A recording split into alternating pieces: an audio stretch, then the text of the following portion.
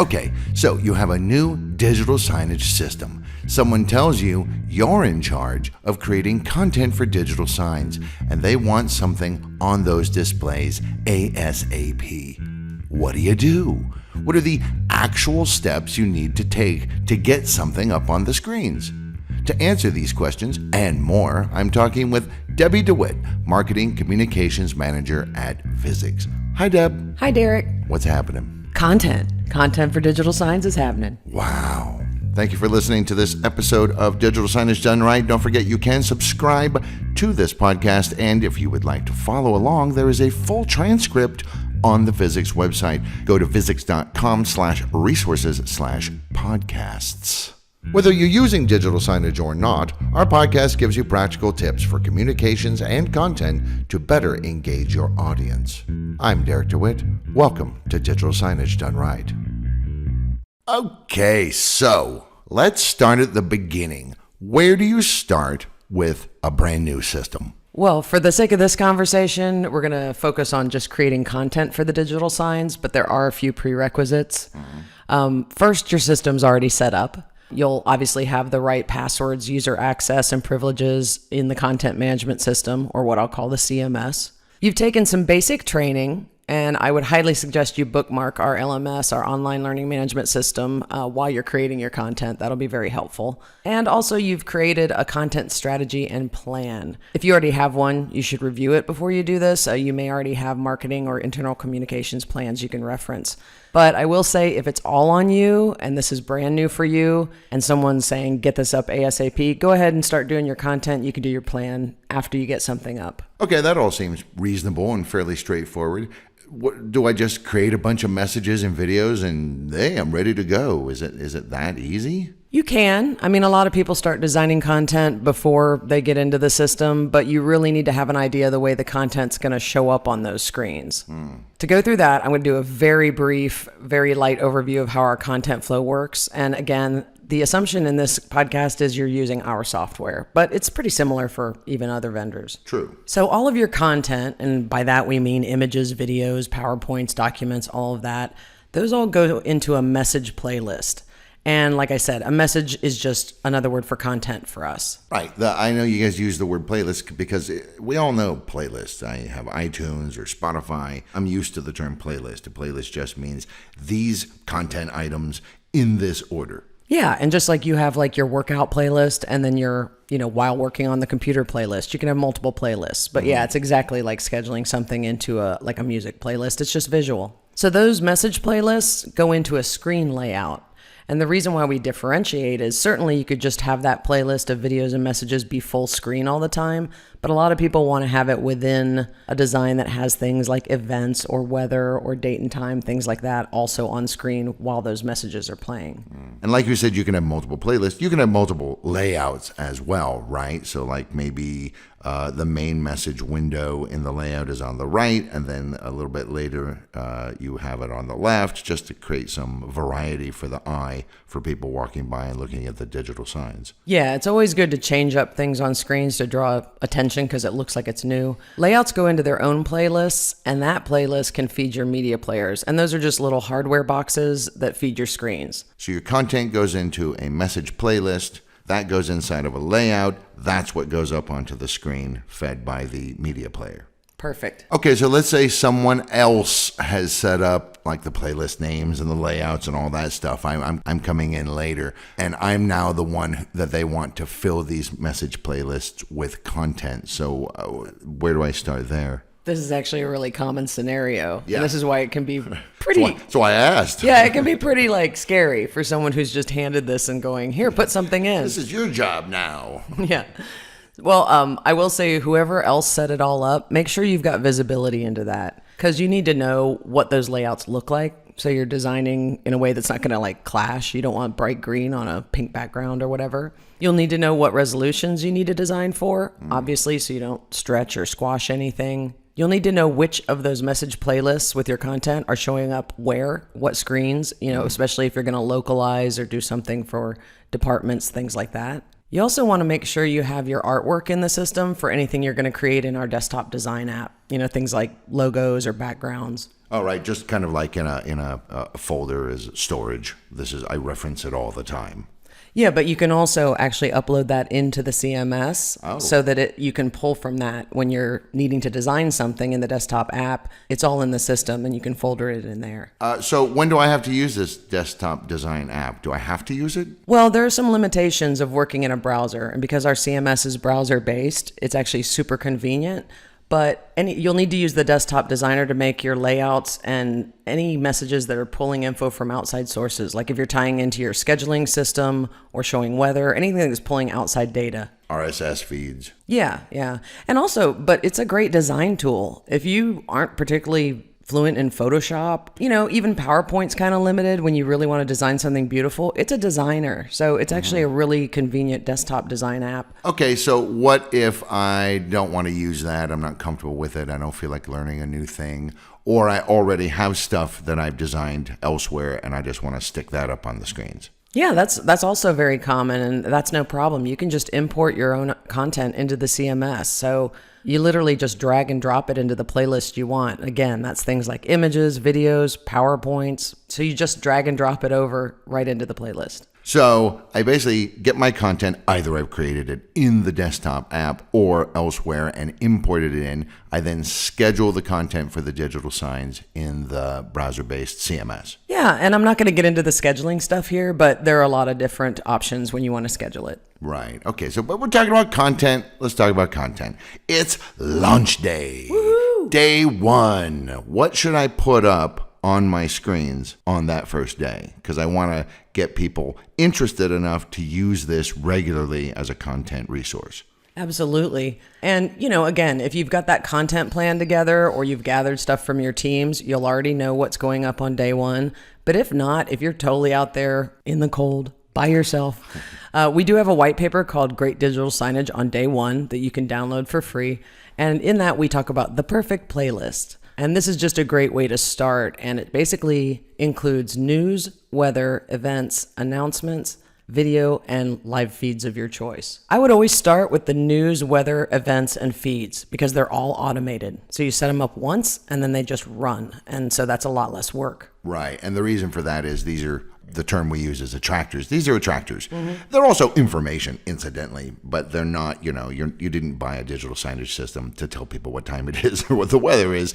That's a way to hook people into, oh, that's a useful resource for me. And hey, there's this other information as well, which I find useful. Yeah, and even though people may not buy a digital signage system for date and time, it is the one thing people will look at all the time. Yeah. It's actually easier if you're walking by a screen to look up than pull your phone out. I will say weather and date and time are usually inside of a layout, but you can also just put those into a message as a piece of content in your playlist. So you don't have to have that in a layout. But I will say it's pretty easy with our stock templates. We have some of those already in the system for you, and you just have to put in your zip code. Oh, that seems pretty easy. And then you said events. So I know events are incredibly popular for digital signs. It's one of the most popular pieces of content for digital signage. Absolutely. And we give you some templates for those. You can connect to different calendar systems. So it's just a matter of taking our template, changing the background if you want, changing fonts if you want, colors, things like that. And then you simply tie in with your credentials to Exchange or EMS or CollegeNet, whatever you're using. And then you have other things like social media feeds, traffic, news, tickers, etc., right? These are also automated. They are, and we actually have content subscriptions. Again, it sounds like I'm plugging Visix, and I kind of am. Well, it's our podcast. Yeah. Exactly. But it's also because we're going from we've set up the situation that someone's new at this. They're not a digital signage expert. Maybe they're not a designer. So, anything that's easy is better. So these subscriptions, you literally just point to a URL feed and it brings it in. And we have things that are either text or we have things that are already visual messages that are designed for digital signs. Right. And they all update automatically, which is just great. You just do it once and hey, you're done. Exactly. And then the last one I mentioned was videos, and that's pretty easy. You literally just import and schedule the video. However, I would caution, be careful about using audio with your videos because If you don't have speakers, you can't. True. And it could also kind of be annoying depending on where the actual digital sign is physically located. So that's something to consider as well. And you also then have to think about what kind of video. If you have a video that requires audio to make sense of it, and then you're not using audio, don't show that video. Or subtitle it. That's a great idea, actually. But, this is a short form medium. I will say on the video thing also, don't put a 15-minute video on your signs unless it's something like a waiting room that makes sense. But if it's for people who are basically in transit, you're going to want a video clip, something like a 15-second commercial at most. And that's all great stuff, and it's all around. But the real meat here is what you might want to call, I don't know, announcements. Hey, there's this. Hey, here's a thing. Hey, here's some information. Hey, here's a thing we'd like you to do. Any content that isn't basically what we've already talked about is an announcement. For this perfect playlist. Right. There's a lot of content and there's a lot of stuff you can do with data. But yeah, for this perfect playlist, when we say announcements, we mean all of your other content that we didn't just mention. I will say, I think you can launch with just those event schedules and some feeds. That'll certainly put something on your screens.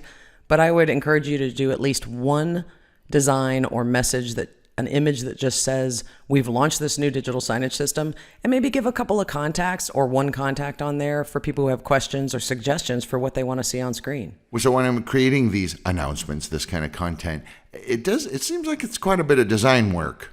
I'm not a designer, and I don't have a designer on staff, so what? I use the desktop app? You can, but again, we've already given you some tools to start with. Before you start designing anything, look at the stock layouts and the message templates in the system. We even have pick and fill templates right in the CMS. You don't have to touch the desktop designer. You just go in there, pick your template, fill in, either text, or some of them let you even bring in an accompanying image. So know what's already out there that you don't have to design yourself. And you can look at those feed subscriptions. We've got content kits.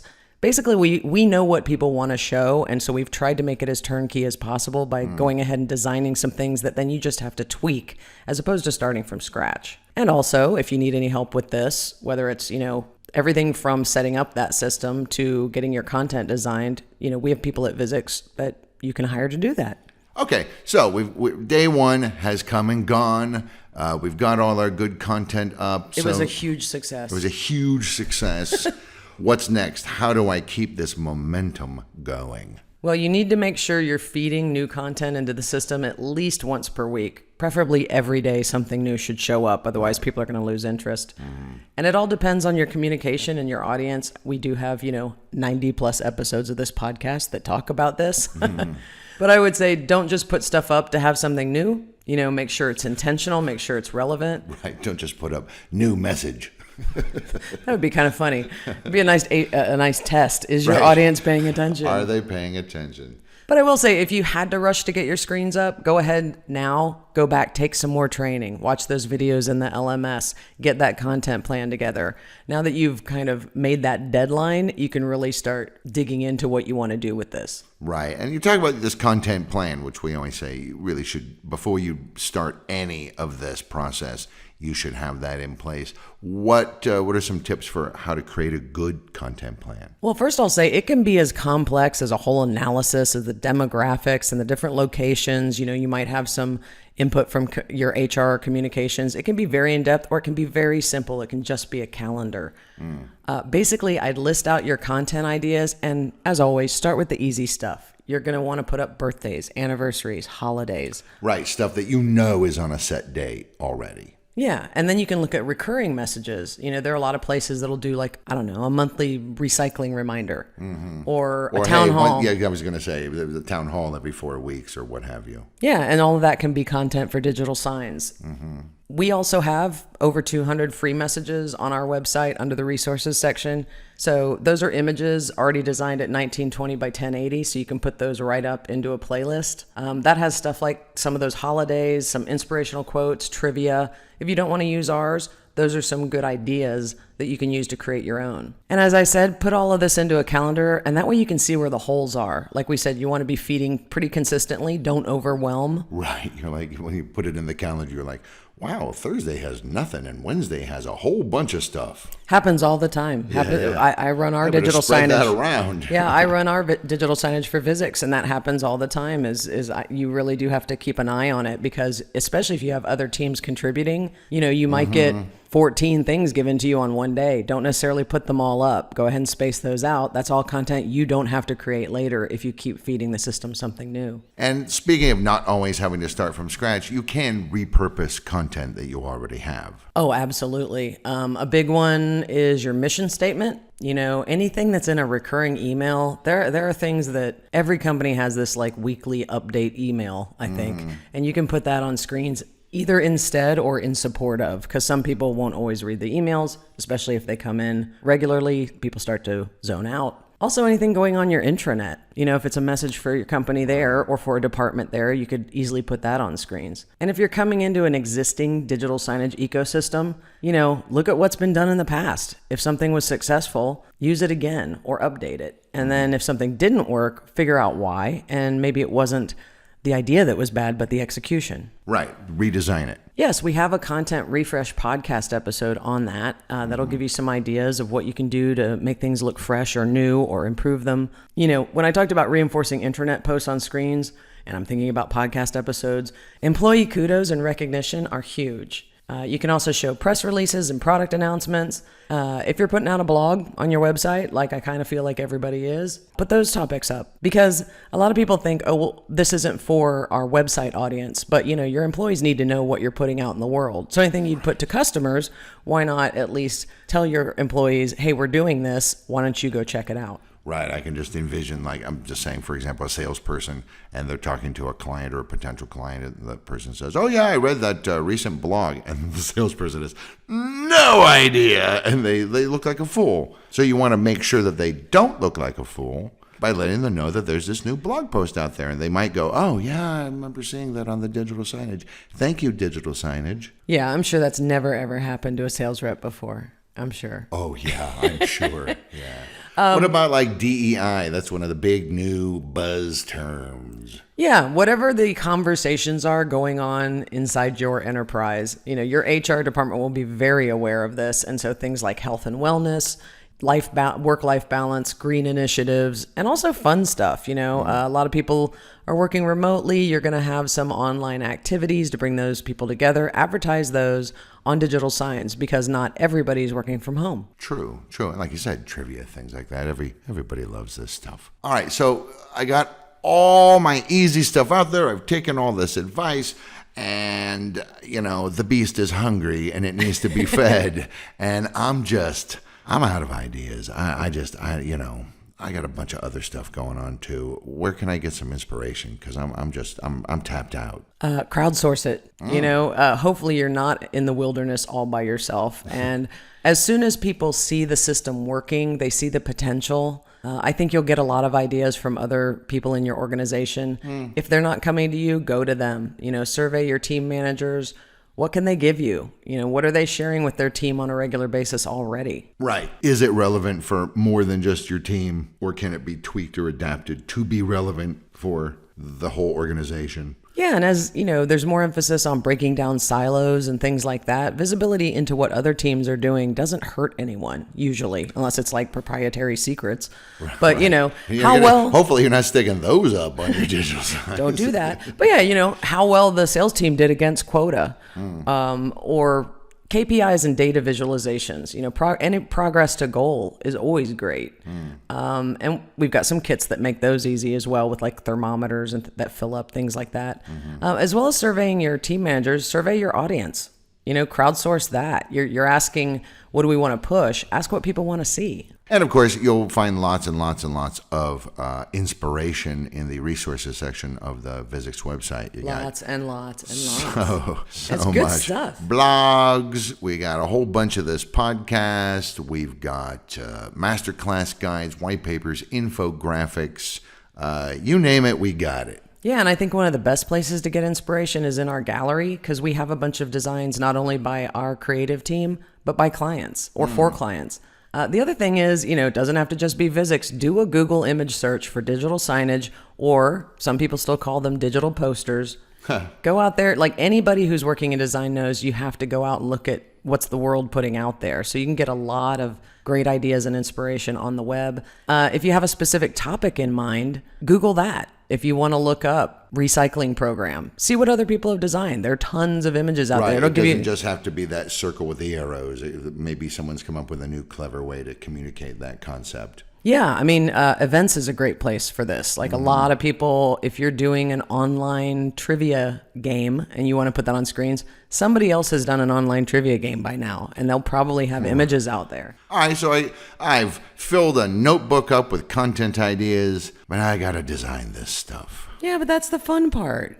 Don't look at it like that. Don't stress. Take the time you need, or hopefully the time that you've been given to go through a creative process of inspiration and design trial and error, and then come up with your design.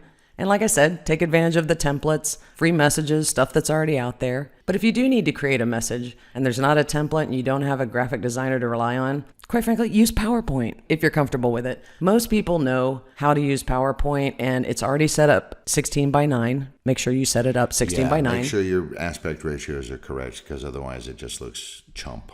Actually, I should say you could also use 4x3. It depends on how your playlist is set up. That's true. Right. And again, if you're showing feeds like weather and events or data, you only have to set it up once. So that's a stress reliever.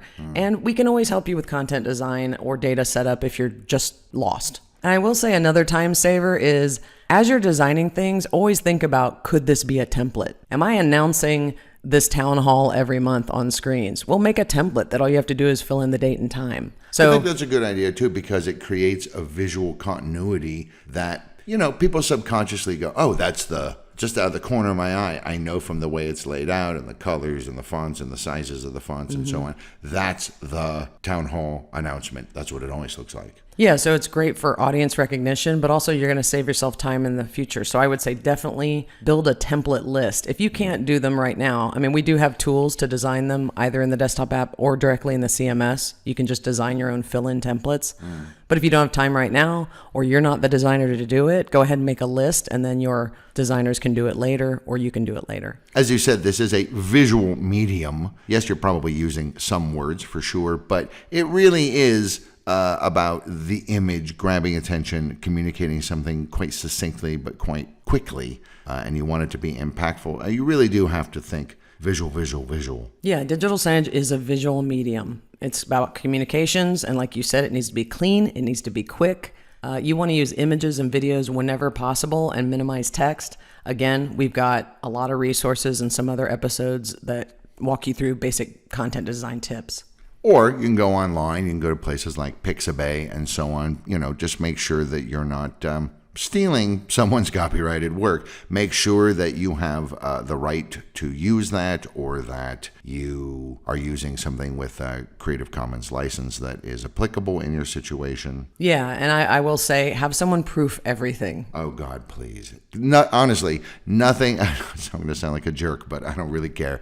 Nothing takes away from the authority of your messaging when they're just typos. I'm not saying nobody knows how to spell there, but, we make typos all the time. You got to have a second set of eyes on that stuff, or you just don't look. It just takes away from the authority of what you're trying to do. Yeah, unless you do it intentionally. I've actually seen some very fun designs and they grab attention because they misspelled something, but it's absolutely intentional. It's part of the design scheme, the campaign scheme, something like that. But yeah, having someone proof something always works. And, as we said, it's a visual medium. Like you were saying, oh my gosh, I have to design all this. It sounds like a lot. But this is a workflow you're developing. You're going to evolve. You're going to start small you get and build. The rhythm of it. Yeah. And as much as you can, you're going to create things once, publish them everywhere if you can. Get that automated content working for you. Get those birthday and anniversary lists and holidays filling in that calendar. And then it really just becomes a function just like anything else in internal communications. It's just another platform. Your communications or HR or management or C-suite, they're going to have things they want to say. This is just another place to say them instead of email or the intranet or what have you. Right. It doesn't necessarily replace those communication methods, though it could, but it certainly supports those communication methods. Yeah, I wouldn't advocate for just digital signage. First of all, you're never going to get rid of email. You Right, can't. especially with people working remotely.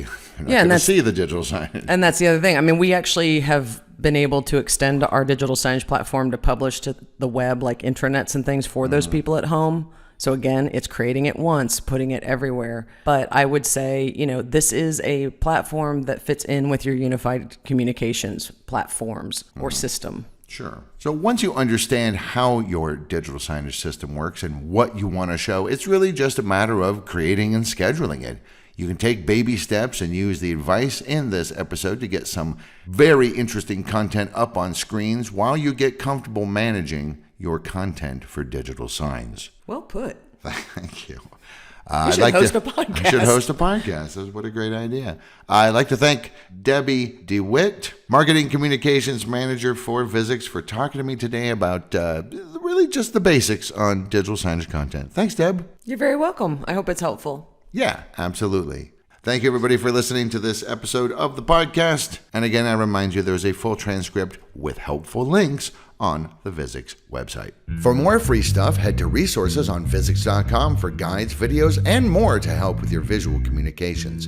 Please subscribe and share, and contact us for information about our digital signage solutions.